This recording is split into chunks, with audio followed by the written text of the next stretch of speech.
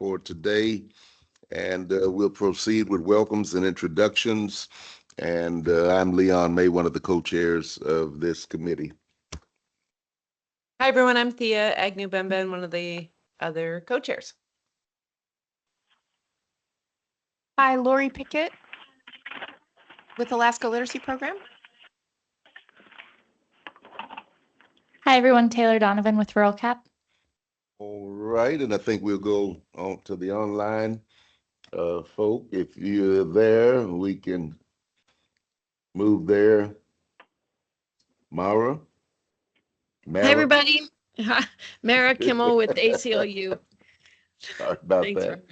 Yeah, thank you. All right, Lucy. Are you there, Lucy?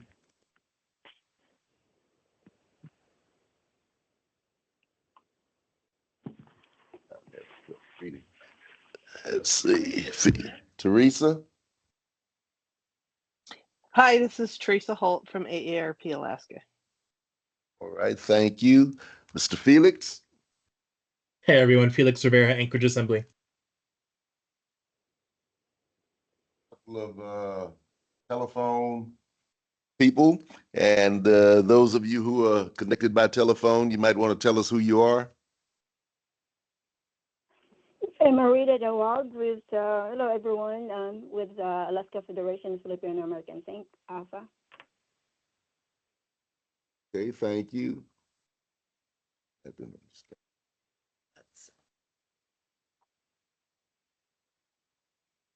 All right, we have another online by way of telephone. 570-4244.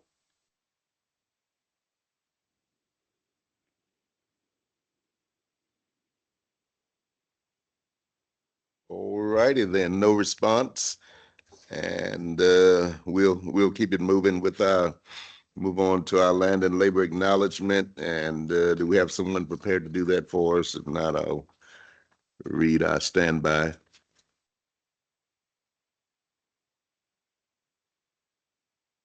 All righty, then we acknowledge that the land that now makes up the United States of America was the traditional home, hunting ground, trade exchange point, and migration route of more than 574 American Indian and Alaska Native federally recognized tribes, and many more tribal nations that are not federally recognized or no longer exist.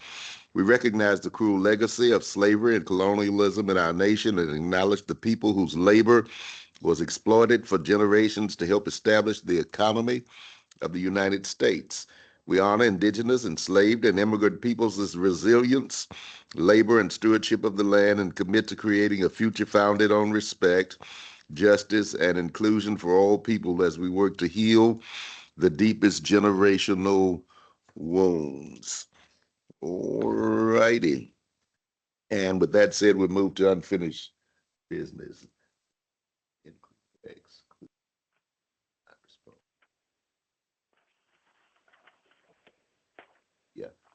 Let me ask again for the online participants. One by way of telephone has not responded, and that number is again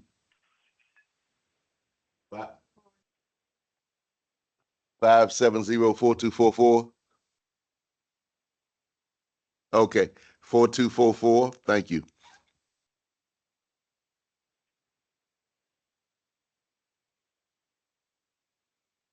All right, 4244, telephone, online. Hello. All right, is there any way we could Hi, this Okay. is Kate Buer. I'm a state municipal attorney. I'm sorry, I was having some technical difficulties. All righty, thank you so much. Municipal attorney. Righty. All righty.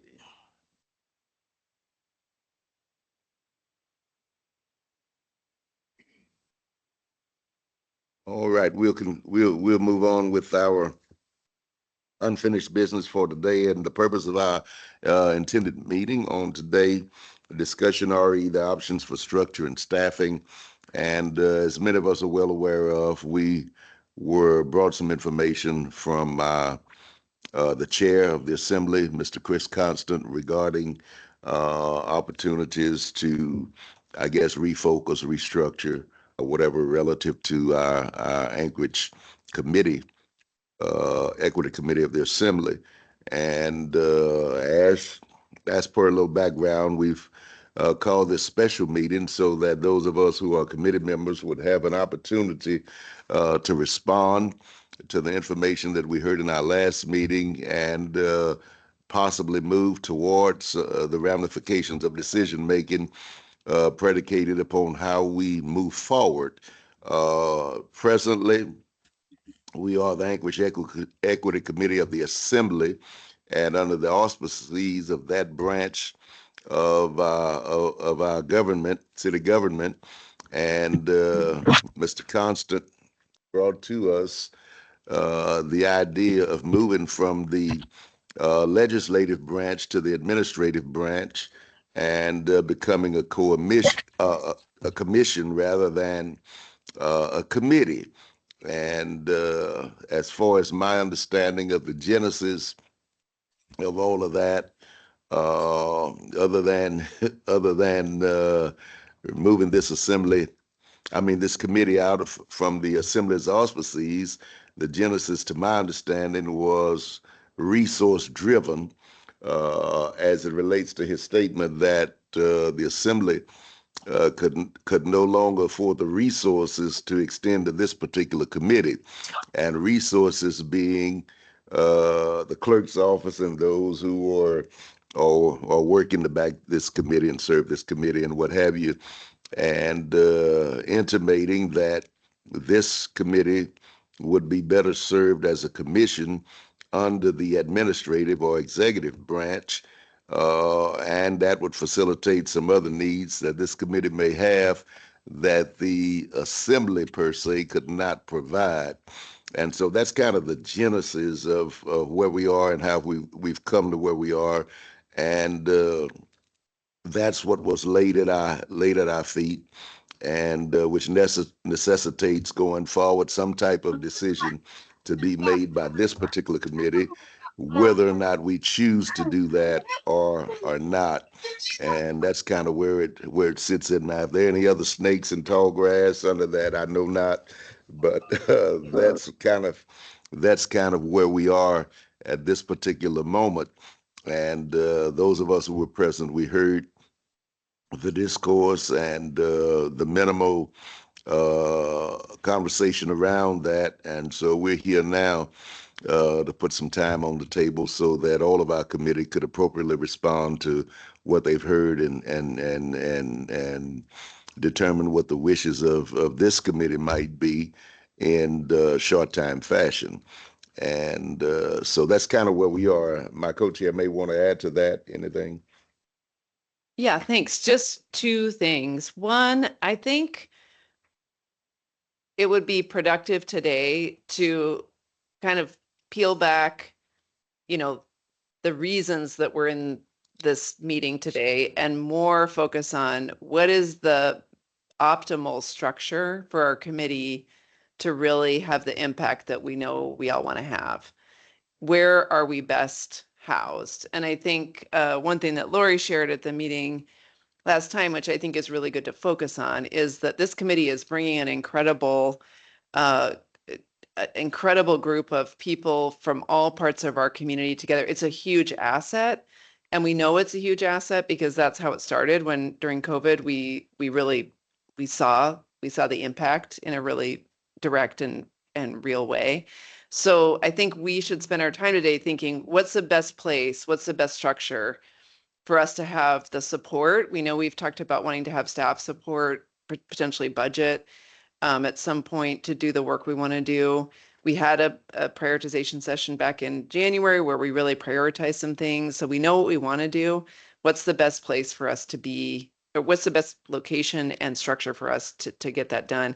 And then I think the second thing that would be really helpful, which is a smaller thing, is that our regular August meeting is coming up next week.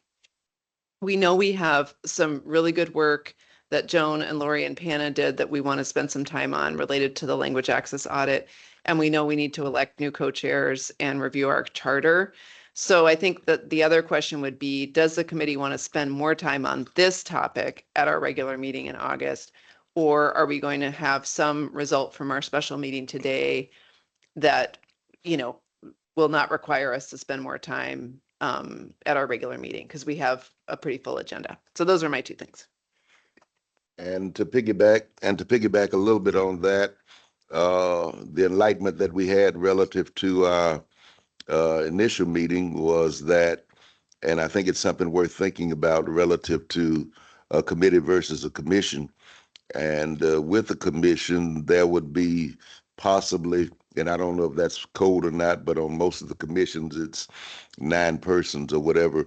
And those persons are appointed to the commission by various sources, some being the administration, some being community, and I don't know what all others, and maybe Mr. Felix can speak to that, what all other entities are a part of bringing those commissioners on board and the process to that.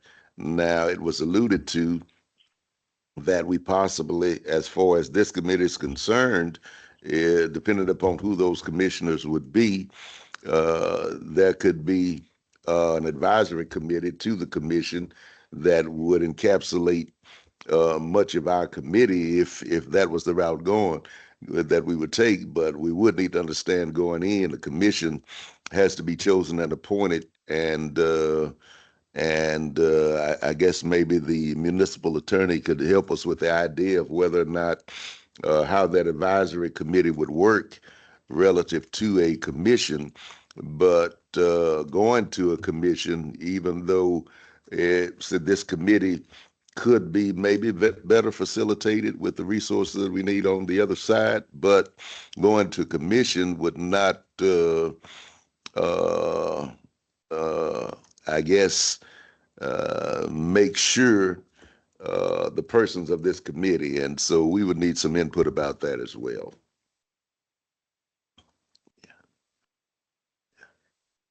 If you're looking for an answer from me, Eva Gardner, municipal attorney. I am here listening. I don't have any background on this specific issue yet, but I am here listening and happy to help as I can, probably more in the future. But I did see Assembly Council Matthew Hurt is on the line as well.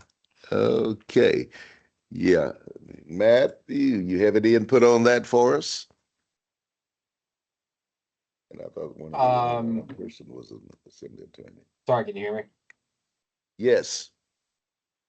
Yeah, I'm sorry if you could restate the question for me. I apologize.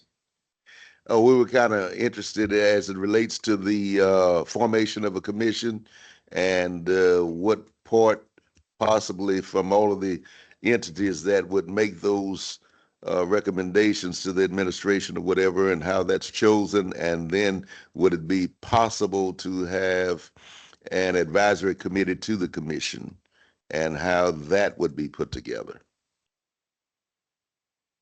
Yeah, it's an interesting question. We don't. Felix, I saw you unclick your screen, so if you want to chime in, feel free to. Yeah, I don't know Matt, if you want to address that, the advisory committee part, I'll address the other more general Title IV question. Okay. So yeah, as far as like an advisory committee to a commission, I don't know that there is any historical precedent for that, and I'd have to do some digging. Generally, commissions that are appointed are given powers. They're either regulatory, adjudicatory, or advisory in nature. So it would be, I think Title 21 would probably be the only title I could think of off the top of my head where a commission might have, or a board might have some sort of committee that advises it. Because generally boards and commissions are where you go to get advice, right? Like that would be where the administration or the assembly would seek subject matter advice specifically, however it's laid out in code, whatever the scope of that board or commission is. But that said, like, I don't know that there would be any legal impediment to setting things up in a structure like that. I just don't, off the top of my head, I can't think of one that has done that. Okay. Thank you, sir. Mr. Felix? Yeah, thanks. So I guess a question for the co-chairs. So I just wanted to quickly go through just Title IV in general, so folks can get a sense of some of the limits and bounds of a board and commission. And that includes some of the questions that you asked about how appointments are made and that kind of stuff. Let me know when it's appropriate for me to do that, and I'm happy to get into that. I'll try to be as brief as I can. Okay. You want to break in here? Because I was going to let him go ahead. I see your hand on your, go ahead. Well, I was thinking this was kind of like a brainstorming session on what we're thinking about. And I was wondering, I don't see a good match as a board or commission based on how structured they are, because one of the things we liked was our flexibility to bring in members as we needed them and have them move out. And boards and commissions are really structured with the number of people that are on them. But with the changes that are happening around the chief equity officer, I was wondering if maybe, and I'm just brainstorming here because I was trying to think about what made sense, but maybe if we became more of an advisory group. I mean, we really wanted to have teeth in some sort of way that, like, you know, we weren't just throwing out advice into a place that went nowhere, but the chief equity officer is only one individual. And maybe there's a way that we can be an advisory to the issues that particular position is working on. So I know nobody wants to hear me say the words language access for a while, but let's say, you know, there's a place that then we can funnel information from our direct lived experience around understanding that departments are not providing language access, and that we're able to come and work on that issue, and we're able to really address issues with the equity officer around, like we've talked about, concerns that potentially the health department has been under-resourced in ways that doesn't allow us to do the kind of community health work we want, that there's a way we can work with ideas and examples based on our experience in a more collaborative and particular issue way for those who want to work on particular issues to advise the equity officer so that then they can take action. So that was what I sort of came up with. I've served on the Women's Commission before, and it's much more formal, and you often can't fill positions while you're waiting on appointments, and the structure and the way it's run by Robert's Rules of Order is sort of like a requirement of a lot of them. And we put in a lot of time putting an effort into coming up with our own what is charter the correct? Yeah, what would we call it? Our own charter. And, you know, as a baby organization trying to create something new, I think we should be proud of the work that we have done and not be led to believe that we're just a strain on the system. When I think about the people power in this room and even the financial assets we bring, when we think about if we were compensating all of the people who are coming into this space and working hard on these issues. So that's sort of what I came up with, a brainstorm. So I'm throwing it out there. Can I say Oh, something? Maris, yep. Yes, go. So one thing I want to point out is when the chief equity officer position was created, it was actually created as a office of equity and inclusion, or equity and something else. I can't remember the exact title. And so it wasn't designed to be, it was designed to be headed by a chief equity officer, but we very intentionally created an office to be broader. And whether that's going to house a commission or be served by an advisory committee, I think that's worthy of exploration for the exact points that Lori and others have raised. But we invented this wheel years ago, and we did it incredibly intentionally and deliberately so that no one branch of government could stop it. And so the other thing, and I know we lost this in court, but we designed the chief equity officer position to be a 4-year term appointment so that a mayor couldn't come along and eliminate the position. And effectively, I would argue that's what we saw happened this last time, which is why this committee, sorry, I know I'm mixing up commission and committee, but this is why this entity that we're sitting in right now was in part created, was to fill a void that was left by indifference and and not great intent to make sure that issues of equity and inclusion are part of our city's infrastructure. So whatever we do, I think we need to be aware that we will have ebbs and flows of administrations that are favorable and unfavorable toward the issues that we're all representing here. And we have an infrastructure already partially in place that we shouldn't abandon. Okay, thank you, Mara. And let me say before Thea comes, we do have Issa and Celeste who've joined us. And would you like to give your welcome? Hello, everybody. Go ahead, Hello, everybody. I'm glad to be here, and this discussion is so timely. I'll let Issa share, and I see she's got her hand up, but I'll follow if appropriate, because I'll have a lot to say too, but I'll do it in such a short period of time you won't even notice. Thanks. All right, Issa. Thanks, Celeste. And I have 3 children as my spouse is delayed getting home from work. So if I abruptly stop, it's because one is crying and you won't hear me anyway. So I just want to say really briefly that whatever we do, if we just go like, okay, we're just going to become a commission, and all of a sudden what the whole point of this was multiple voices representing multiple sectors and groups and the true diversity and like the true diversity of our city. And now you have 9 seats that can get filled. We're just leaving voices out of the room again. And the whole point was to try to not do that. And I just hate for us to say, well, that's the only place we can go. And then we end up in that same boat. And now it's the people who have the time to serve on the commission who get the voice in the room and not the other parties. And I don't know. I mean, good work can still be done, but we so intentionally built this room so that it was low hanging fruit for people to get involved and have their voices heard.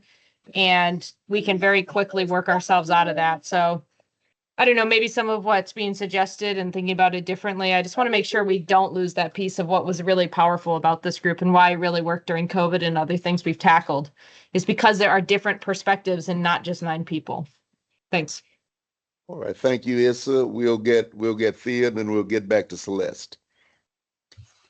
Thanks. I was actually hoping we could hear from Felix, just because I don't have it clear in my head exactly what boards and commissions are. I haven't served on one before. So if we could hear that, and then I also, maybe as part of that, Felix, if you could weigh in on, is there a possibility for the kind of creativity that I think Lori was just suggesting, of like a new thing, or do we have to just kind of fit into one of these existing categories? Like, could we be an advisory committee to the chief equity officer and kind of maintain all the things that Issa was just describing that are important to us?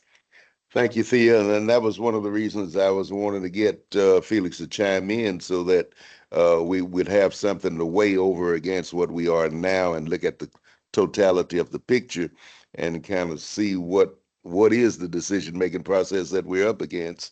And so, and I'm going to ask that you hold just a second, and we'll hear Celeste, and then we'll get back to Felix. Okay, thank you for this. As we all know, this is exhausting work.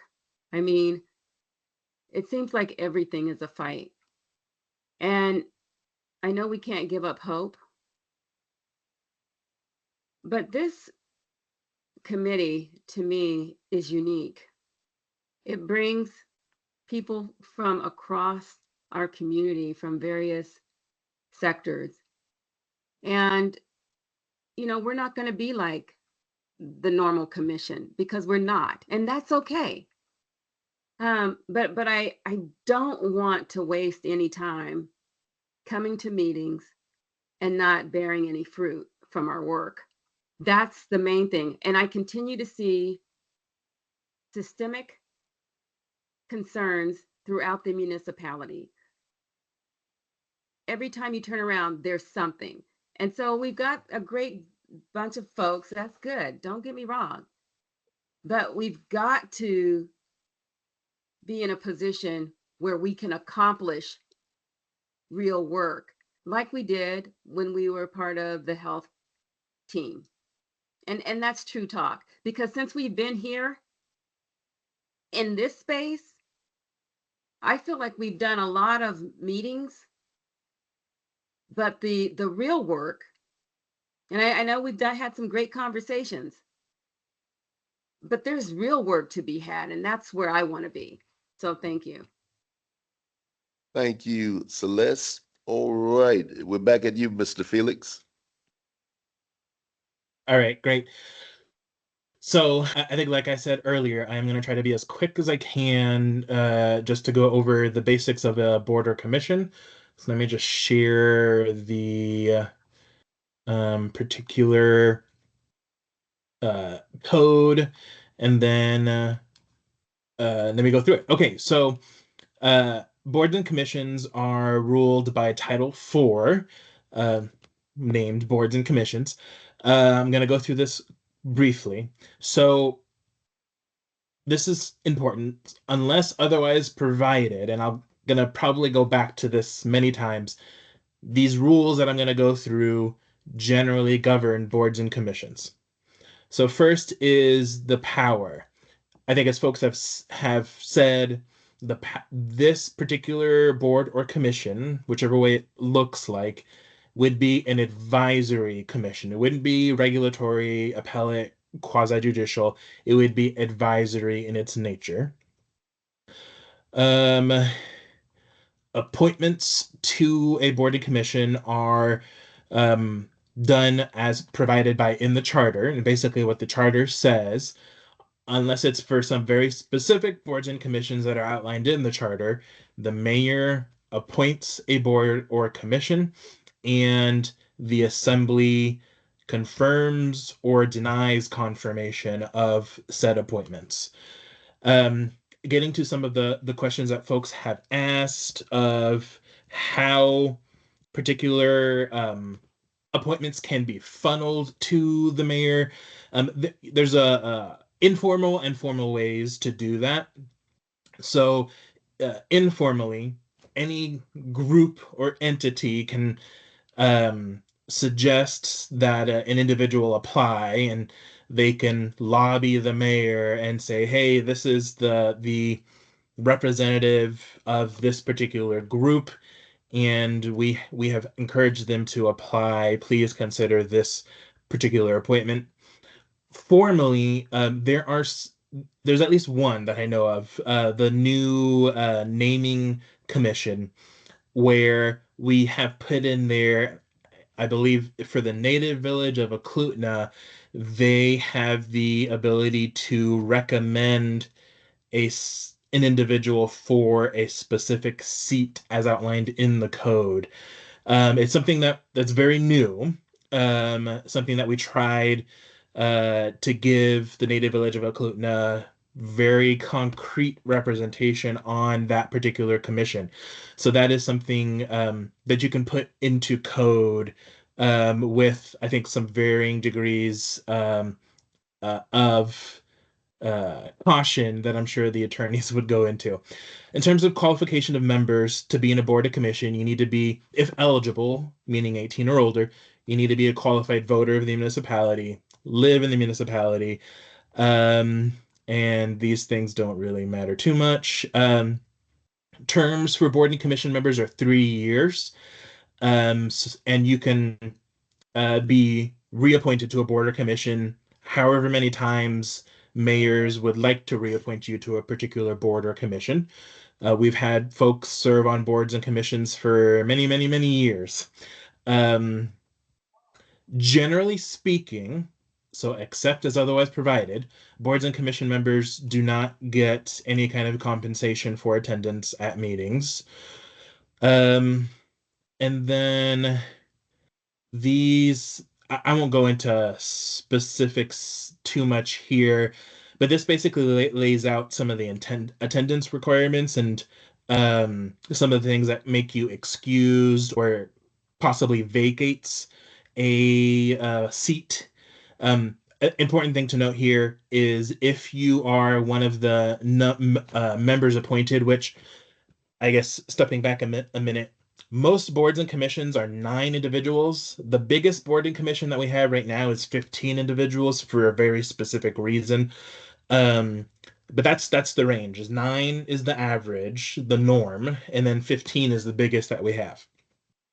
So if you are one of those 9 or 15 individuals, then the expectation is that you're going to the meetings. If you are absent from 3 meetings without an excuse, then you are automatically kicked out of that seat. If you are absent from 6 meetings with an excuse, then you are automatically kicked out from that seat. Let's see. So I'm just trying to find the most relevant things.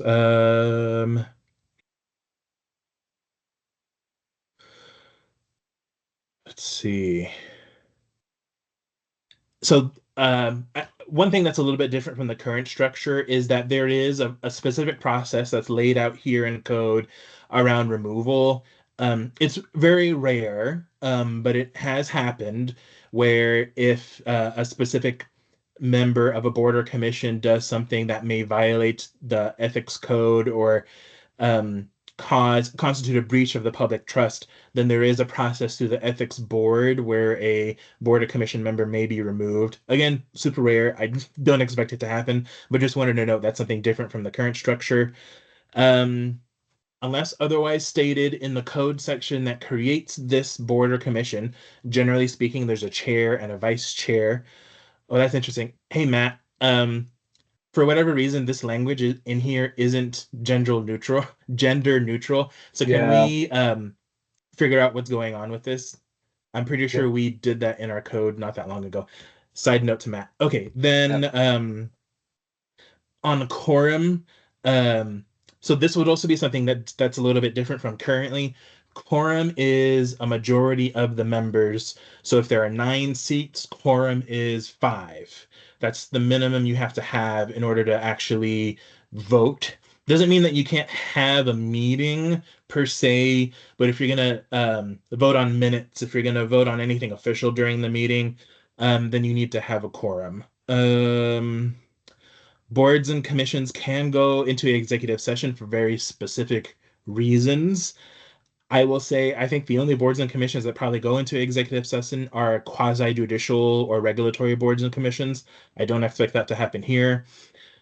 Conflicts of interest, that's sort of normal to what we have now is there's an expectation if something is being voted on and you think you have a conflict of interest for you to declare that.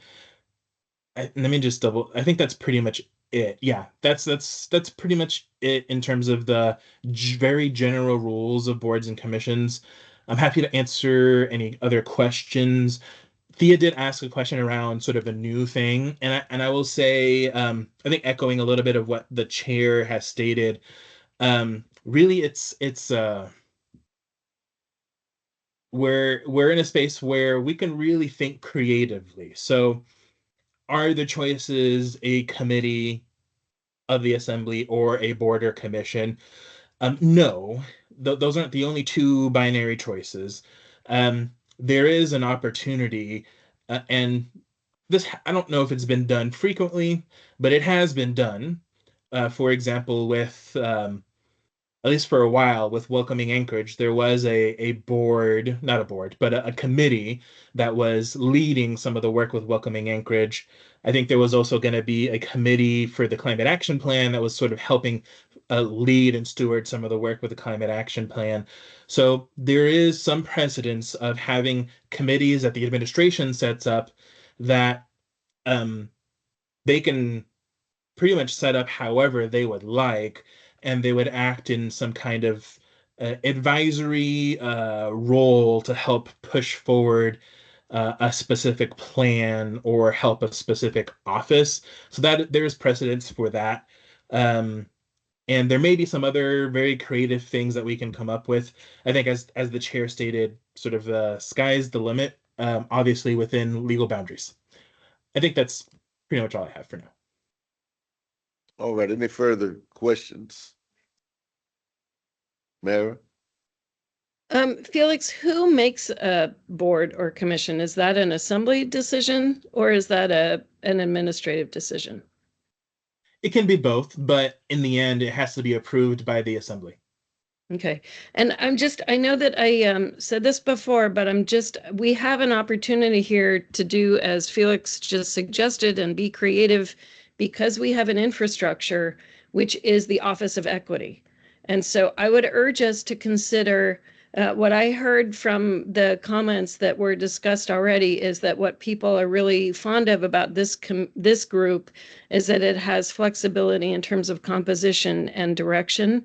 And I think that we can seek to embed those values and those practices within the Office of Equity, especially with a new Chief Equity Officer, and get back to the original intention of the creation behind that office. And I believe that Felix was on the assembly when that was passed into code. Thank you, Mara. And we would say welcome to Tafi and to Panna to the discussion on this evening as well.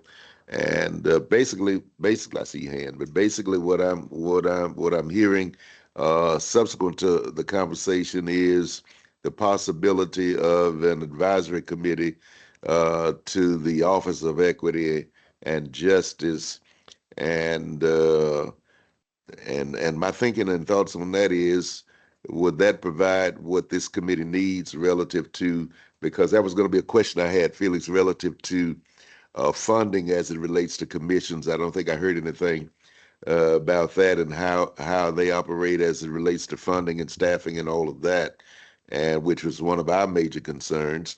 But if the chief equity officer and that office is fully established and supported, if we were to be an advisory committee to that office, how would that affect our current status? It's sort of a question that I have.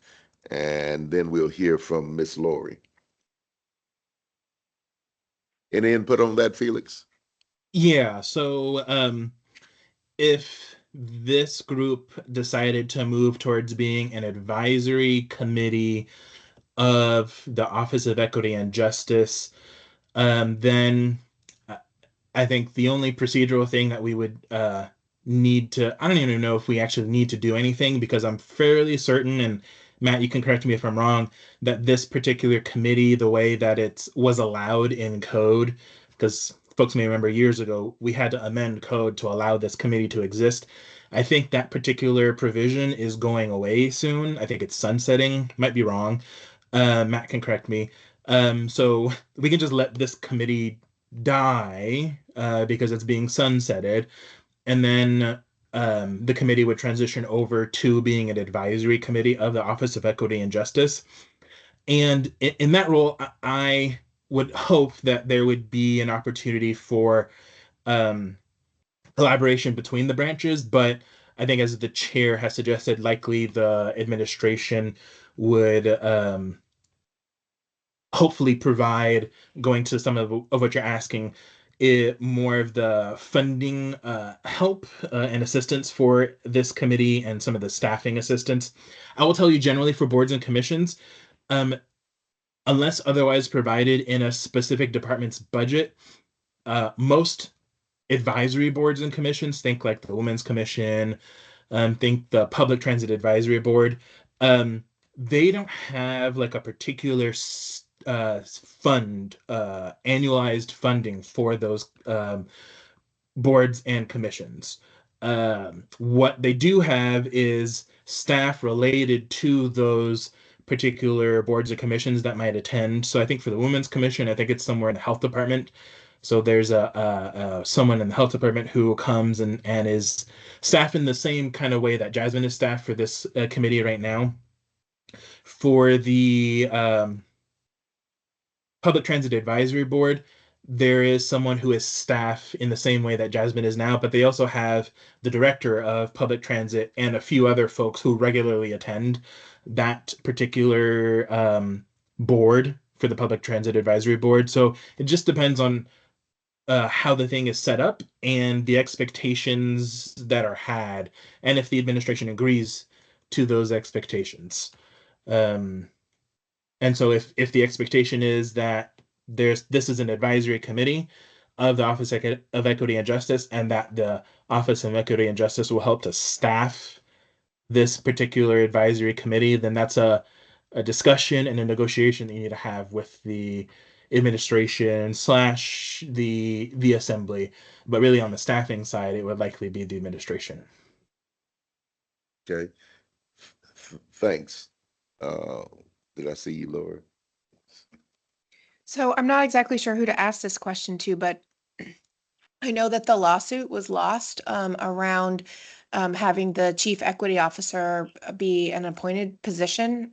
Forgive me if I get it incorrect, but I've heard mention that there might be some efforts to change that and so that that particular position isn't underneath any branch so that they can then operate in a space that couldn't be managed by a branch. Is that something that the current administration and assembly is looking at doing? Or is it possible? Is it possible? Oh, Matt, go ahead if you want to talk about it. No, I don't want to cut you off. But yeah, it is possible. That legislation hasn't been specifically proposed yet, but it is something that I know has been a point of potential collaboration between the assembly and the administration. And it's, yeah, considering how textual the court's opinion was, it literally was just based on which title of code that position was created under. It's very feasible to relieve the court's concerns by moving it out of Title III and putting it, yeah, potentially in Title V under equity.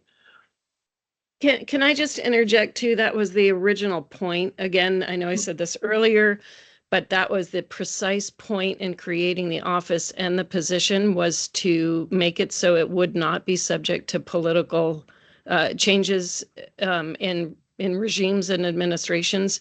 And the whole position, which was litigated, was the chief equity officer position was designed much like, what is it, Felix, the audit? The audit Internal position. audit, Yeah, which is accountable to both the assembly and the mayor and can't be fired by either.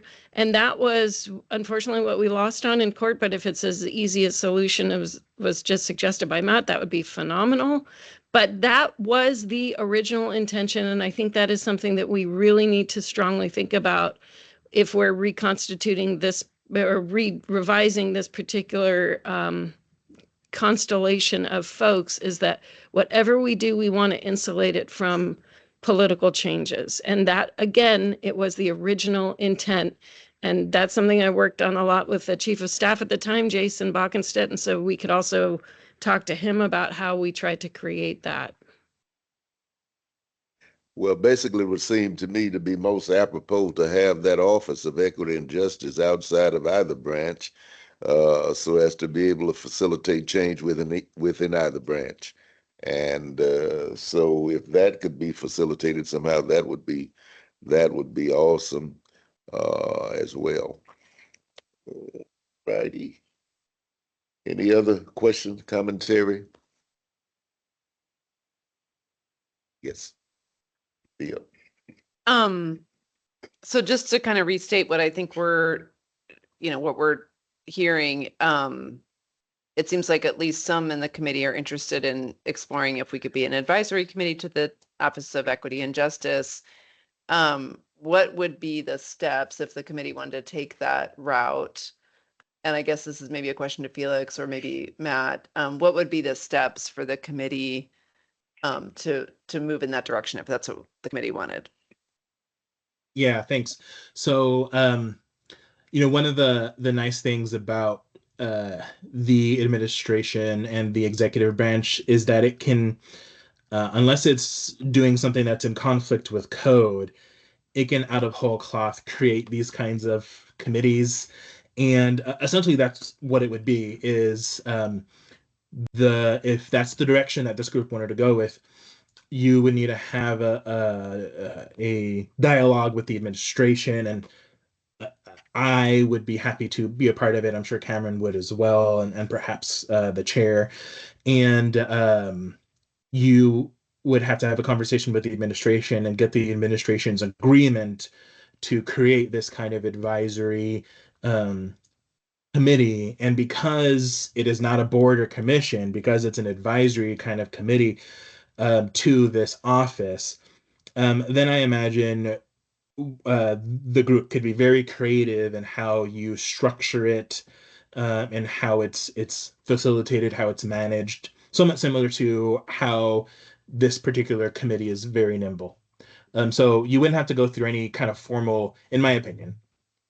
Lawyers might tell me I'm wrong, but I don't think you'd have to go through any formal kind of code changes or anything. It would literally be something that the administration could make out of whole cloth. Well, my question, to follow up to that, Mr. Felix, would be this. Is it incumbent upon the administration to set the parameters for this particular position as currently set, as far as the Office of Equity and Justice or the Chief Equity Officer? Would this current administration be the one that's setting the parameters for that particular office? And with those parameters not really yet having been set, how would we know where to fit in? Yeah, thanks. So, I think just going back to our prior conversations, one of the things that we had talked about was at least trying to decide what path we want to go towards and having an idea so that when an eventual chief equity officer comes on board, we can slide in and be part of that conversation from the very beginning. So, I don't have any like specific answer other than to say that I know that the administration has some thoughts and ideas of what they want this position in this office to do. And I think they're probably going off of the foundation that was made and created several years ago, from what I have heard. So there is a job description, there is a foundation that has already been created for the office. The administration isn't here to speak for themselves. At least I don't think we have anyone from the mayor's office to speak for the administration, but I'd imagine that that's what they're going to do. So that foundation will be there. And then how this particular advisory committee works within that foundation, I think is a discussion we'll have to have with Kim whenever she gets on board. And I honestly forget. I don't know if it's this month or it's next month when she gets on board. Well, I so saw September. I thought it was September. Yeah. So Yeah. there is lead time, I think, to have those conversations so that it's a smooth transition. Okay. All righty. Any other questions or commentary relative to what you've heard thus far?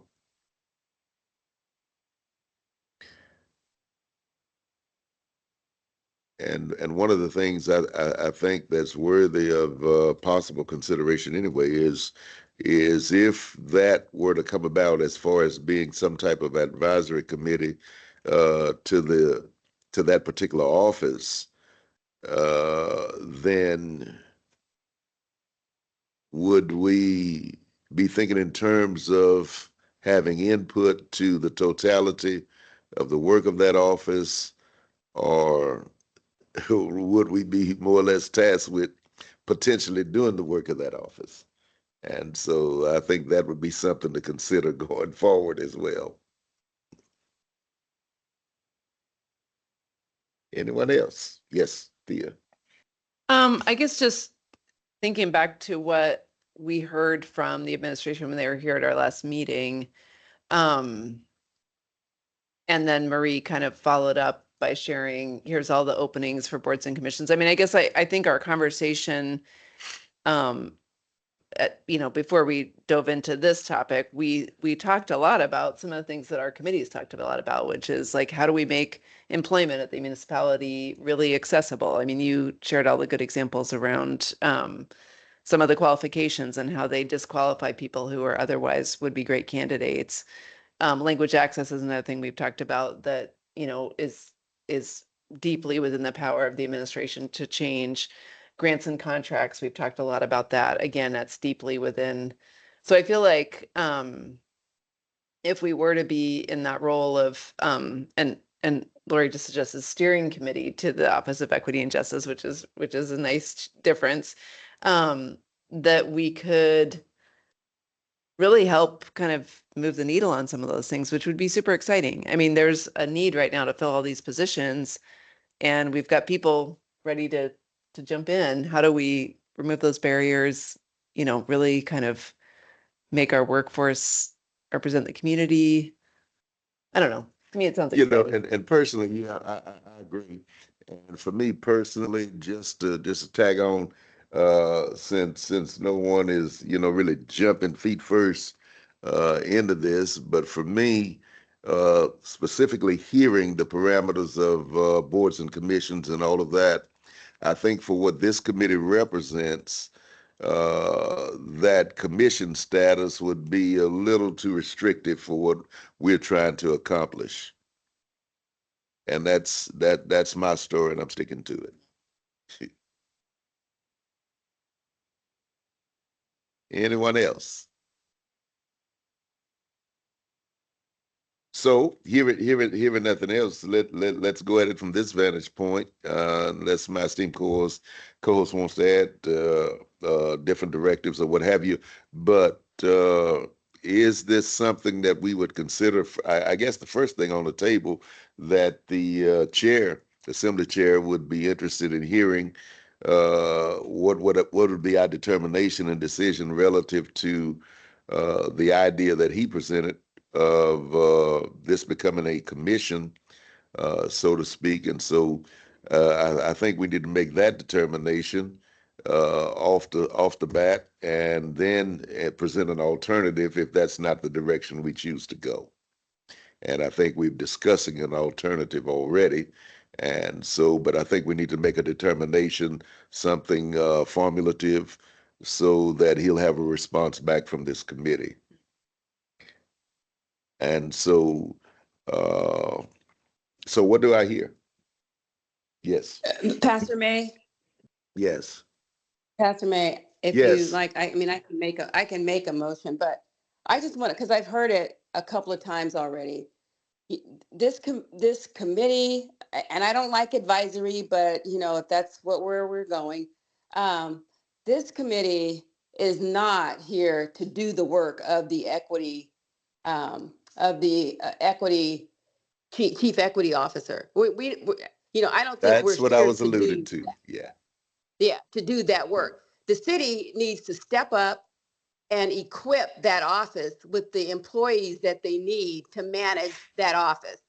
And that is not us. We're not getting paid to do that work. And if they're serious about equity, which I know they are, they need to put their money where their mouth is. Bottom line, I am tired of those offices not having staff, one or two people running the office, carrying this heavy load and being ineffective. And that's just not this office. It's the AERC and all and the rest of them, OEO. And so I'm tired of that, but I just wanted to get that in. Thanks. Yeah, and thank you for that, because that was my commentary, is based on that we're not here to do their work. And so that's why I formulated in a question form, just so that would be brought to the forefront in this particular session. Lori. Celeste, I'm not sure if you heard, but Thea threw out steering. I passed her a sticky note with the word steering committee because I like that a little bit better than advisory. I'm curious to how you feel about that. Yeah, and through the co-chairs, I really I perked up when I heard steering, because we're steering them and we're not doing. I mean, I don't mind assisting, but yeah, I Yeah. like it.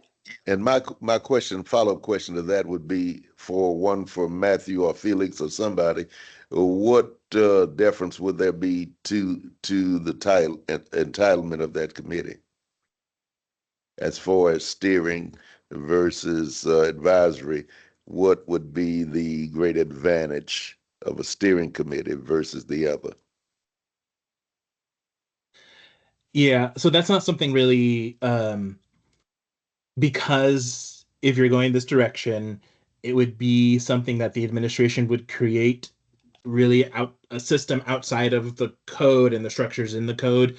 It would really be up to the administration and discussions that this group has with the administration on the route that it wants to take. And if this group says we want to be a steering committee and here's how we envision that working, then I would hope that the administration would be open to those ideas. Okay. Now you mentioned I see your hand. You mentioned outside of code. What is possible relative to code?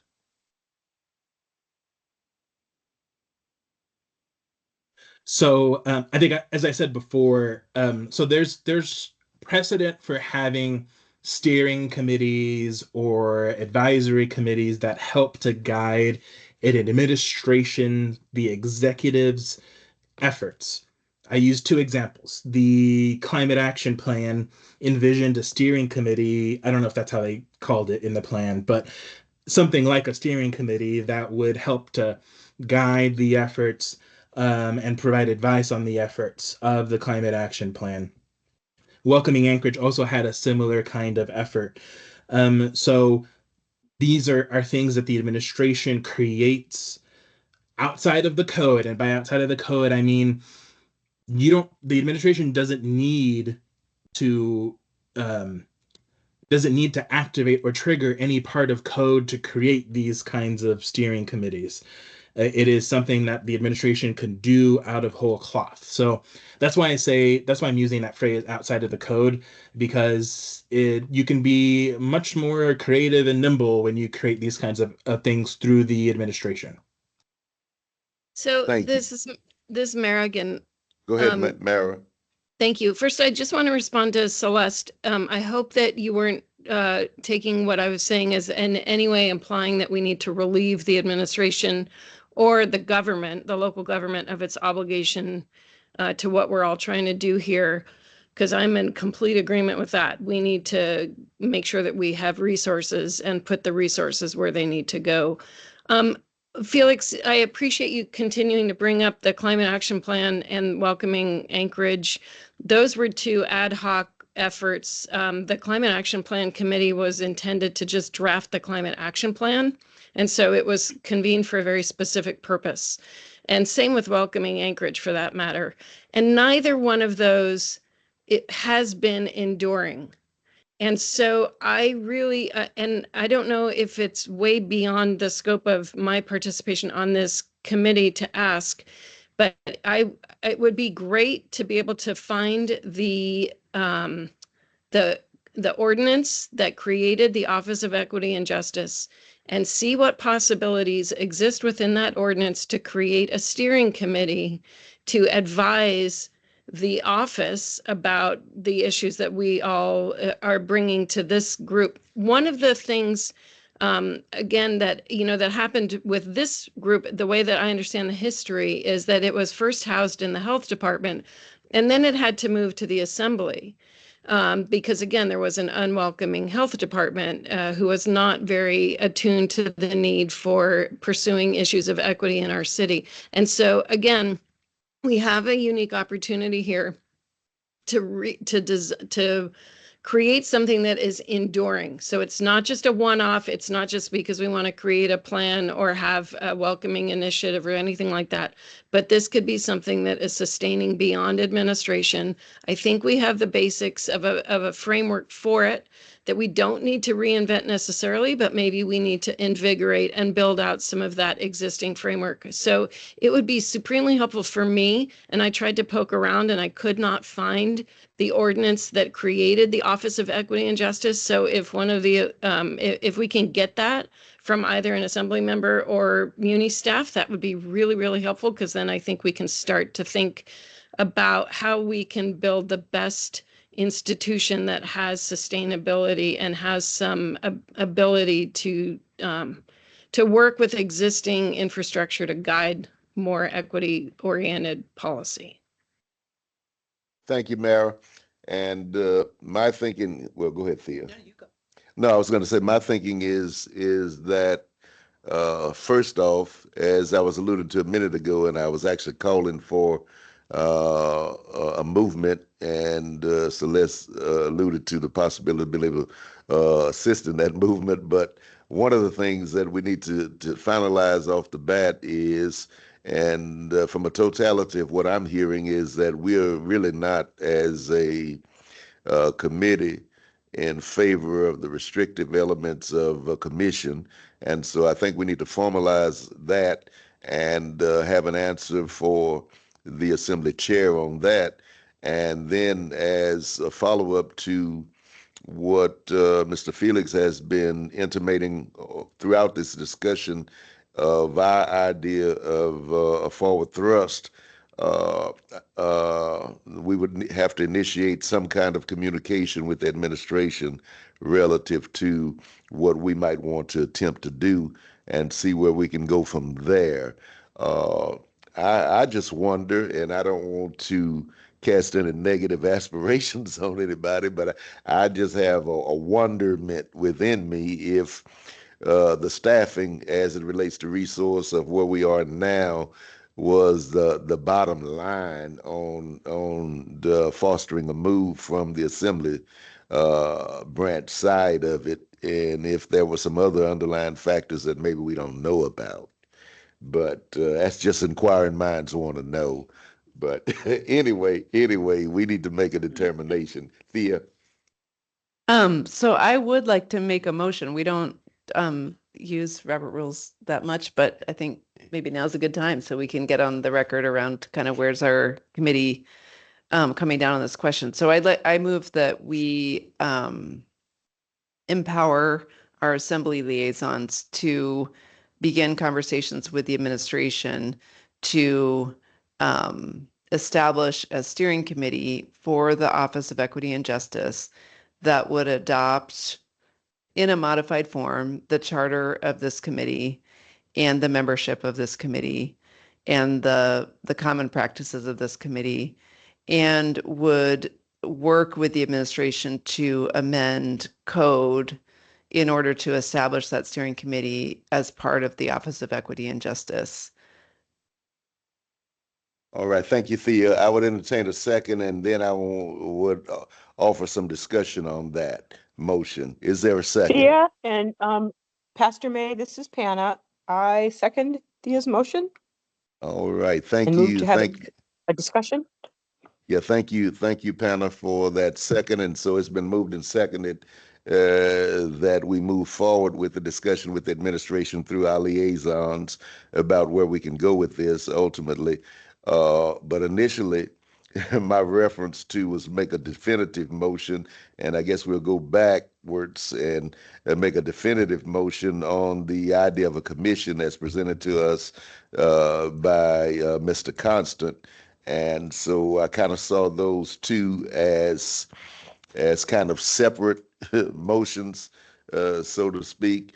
But Thea went on and forward to move the motion to go in the other direction, so which effectively shuts down the other one. But I still wanted a motion on the table to shut that down so we could present that to Mr. Constant as well. But we'll go ahead and entertain discussion on the motion that's on the floor, and then we can go back to that. All right. Any discussion?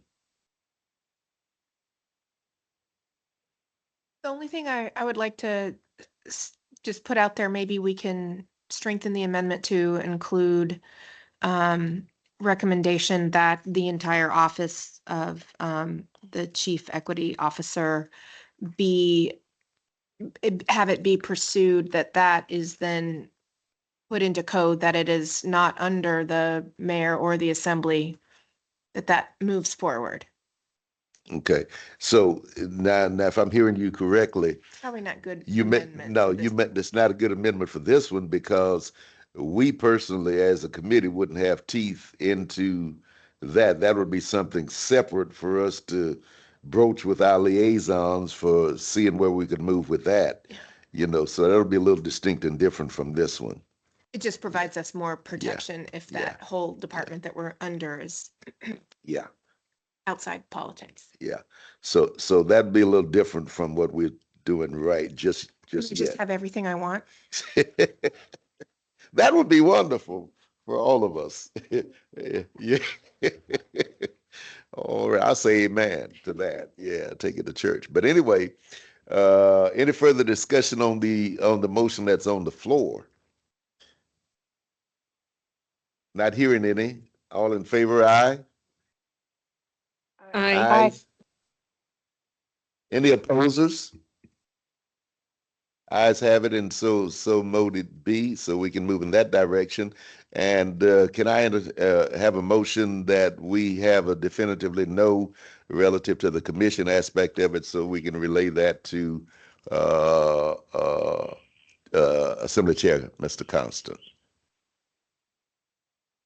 Pastor May, this is Panna again. So moved that we dissolve the concept of becoming a commission and send that information forward to Chris Constant. Thank you, Panna. Is that a second? Second. All right, seconded by Ms. Lori. Any further discussion? I have some discussion on it, Okay. Pastor May, and Okay. I know Christopher was really hoping that we could move in such a direction, and I just want to make sure that this is not going to hinder the relationship with this committee, with this committee and with our chairman. I know he's been very supportive, so I just wanted to offer that as well. Thank you, Celeste. But I personally, I would think not, that it wouldn't affect that, because I think as the genesis that he had given to us it was all predicated upon resources that the assembly could no longer provide for this particular committee. And so he was given an option in that his bottom line assertion was that the bottom line was that we would no longer be facilitated by the assembly and its resources, because he didn't have any. He said it was 8 or 9 staff persons, and they could no longer do it. And so that was the genesis that was presented to us relative to making some kind of transition and or change. And so I don't think he would have an issue as long as his goal of not having to provide resources to this committee would be accomplished in some fashion. So I don't think he'd really have an issue or see it as a personal affront, and that's just my opinion on it.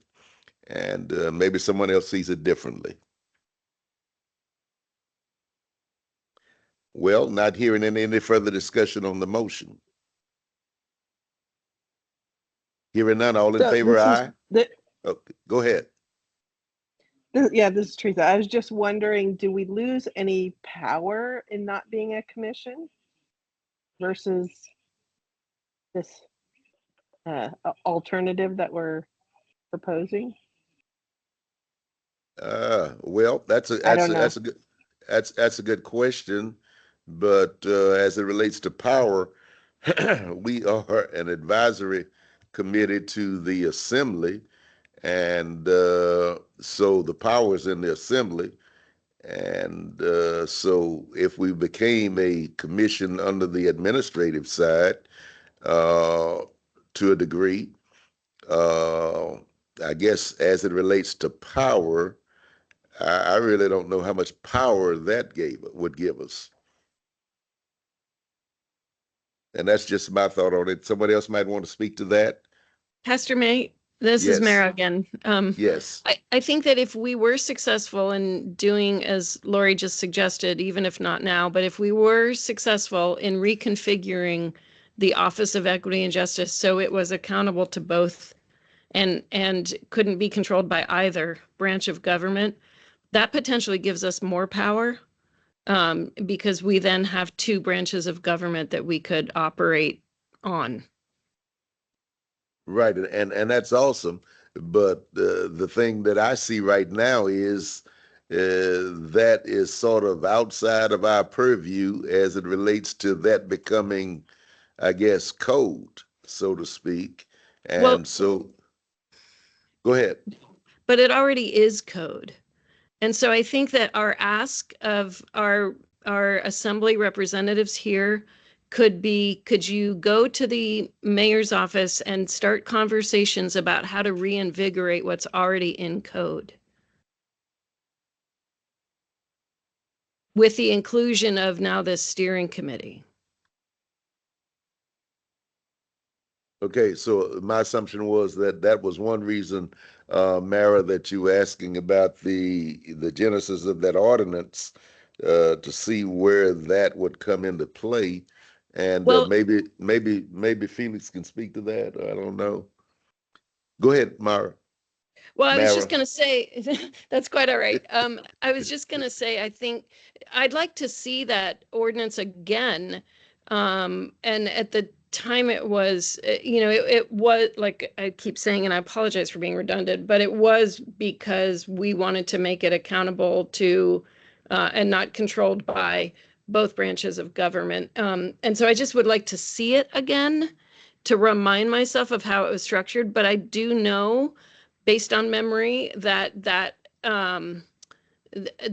was the precise vision and viewpoint and value that we were holding in that. I think it would be really interesting to have a conversation with the attorneys about what went wrong in that court case, and again, what Matt referenced could be easily fixed, because we do already have code. And so if it's just a couple of fixes that we need to make within what is existing, I think that would be the easiest road, plus the inclusion of a steering committee.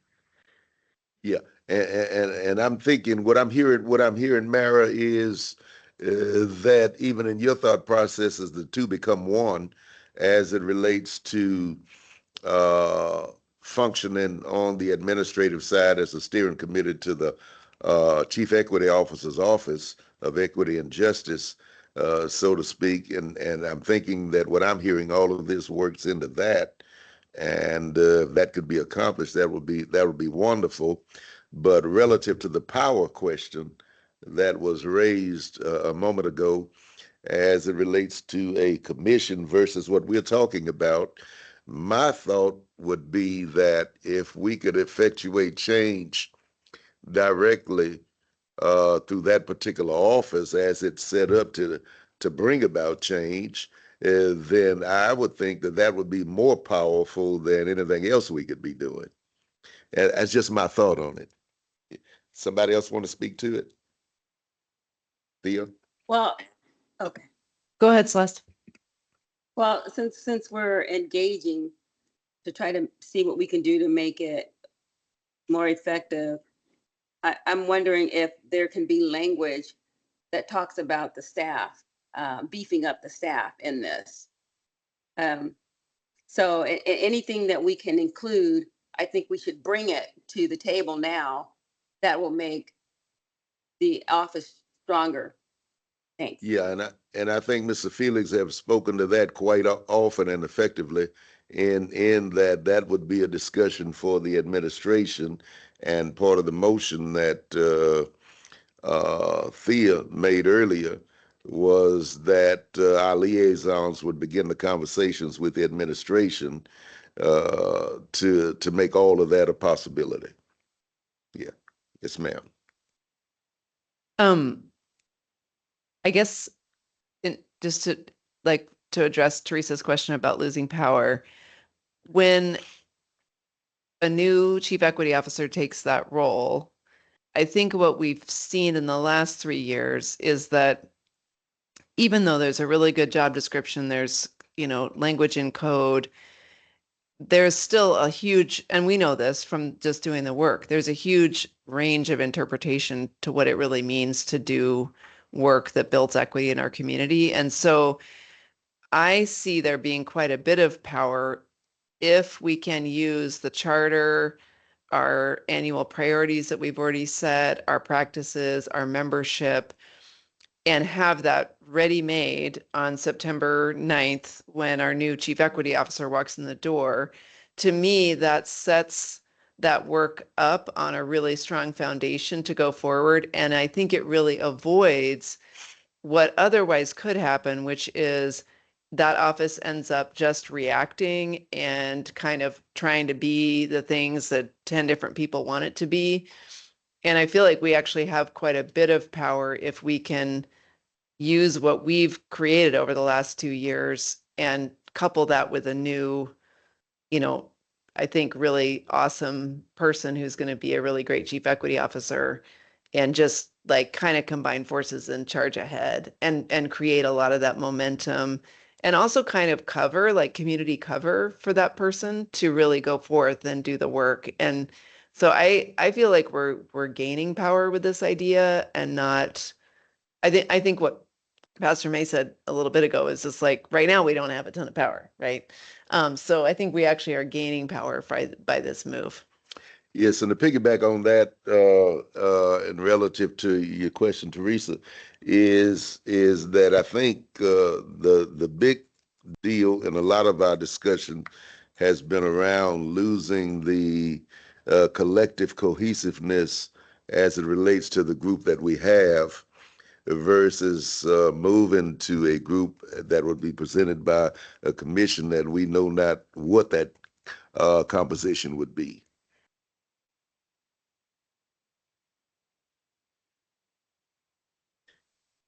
Pastor May, this And is Mara. I just wanted to say I am going to have to hop off in just a minute or so, and I wanted to express my gratitude for everybody on the call and for all the hard work and the visioning that you're all doing. I'm really, really grateful. thank you ever so much, and thank you for participating in a big way on this evening. Yeah, and so we'll go ahead, and if there's no further discussion, we'll go ahead and entertain the motion on the floor as it relates to sharing with our Assembly Chair that we've effectively decided to go in another direction. And so that's on. Celeste has her hand up. Do what now? Celeste has her hand up. I didn't get it. That was from Celeste, before. go ahead. Okay, all was right. from- Thank you. Can Yes. we just restate the motion really clearly? Because I'm worried people are going to vote yes when they mean no. And so this is a question, is the motion, so Hannah and Lori, that we reject the proposal that this committee become a commission? That was the initial genesis of it. Okay, so if I vote yes, I'm voting yes to reject that proposal. We're voting yes to say to Mr. Constant that we're not interested at this particular time in becoming a commission and choose to go in another direction. Okay, I just wanted to be sure what Yeah. was stated. Yeah. All right. Is that all minds clear? All in favor, aye. Aye. Opposers, any? All right, no opposers, so we move forward with making the chair of the Assembly, Mr. Constant, aware that the commission idea as brought forth is not a direction that we choose to go in, and we have chosen another alternative. All righty, very good. I think that was the particular and specific work that we came here for on today, was to make some kind of determination moving forward. And I think we have effectively decided that. And Mr. Felix, is there any question that you may have in that our original motion, our prior motion was that our liaisons would begin discussion with inclusive of the Assembly Chair and what have you, an administration, with the idea of us becoming a steering committee to the Office of Equity and Justice with the incoming new chief equity officer. So is that okay with you guys? If you're asking if I understand the motion and the expectation, yes, I do. All righty, that would be great. Go ahead. Lord. And Felix, are you also interested in engaging in that conversation about learning what it is that it would take in order to get the office the independence that we're clearly expressing we hope it has? Yeah, that'll be all wrapped into the conversation that is had with the administration is the steering committee, the staffing, funding, code, all of those aspects will be wrapped into that conversation. Thank you. And I want to thank you, Mr. Rivera, for all of your expertise across these last 2.5+ years, and even now in being willing to help facilitate what we're trying and attempting to do at this particular point. Thank you so much. You've been so very helpful in all of these processes. Yeah, and I think Hear, that's hear. the plural, and I think that's the plural of process. Yeah, here. All righty. All righty. Any further input from anyone? I think we have a direction. I think we've made a determination, and I personally think it's a very positive one, and I think would empower us to a higher degree and help us to effectively do, as has been alluded to by many of us over time, to have some teeth and to effectively bring about some changes rather than, as Celeste alluded to, simply meeting. Yeah. Yes, Miss Lori. My only concern is Jasmine. She's going to miss us terribly. Oh, she is. She always miss. Yeah. Yeah. Yeah. And let me piggyback on that and say how thankful and grateful we are to your assistance throughout all of this over these years. It's been wonderful working with you, and hopefully we'll continue that on the other side in some shape, form, or fashion. Yeah. On the record, it has been great to work with you, and I'll still be here. So Yeah. Yeah. Yeah. And we haven't moved you yet. Yeah, all right. Until some determinations are made through the legislative and administrative branches, and we'll still plan to uh, meet going forward. Any audience participation? All right, hearing none, thank you. Then we'll entertain our regular meeting in August and move forward with our specific agenda relative to charter and all of these offices that we have to decide until further notice. So we'll stay on our agenda until further notice and keep it moving. All righty. Anything anybody needs to add? Thea, you want anything you did? All right. We did. I just did that. Thank you. Yeah, we did do the audience. All righty, then hearing nothing else, I'll move for adjournment. Boom, boom. We're done. Yeah. Thank you guys. Thank you. Thank you. Yeah, 7 minutes early. yeah, yeah.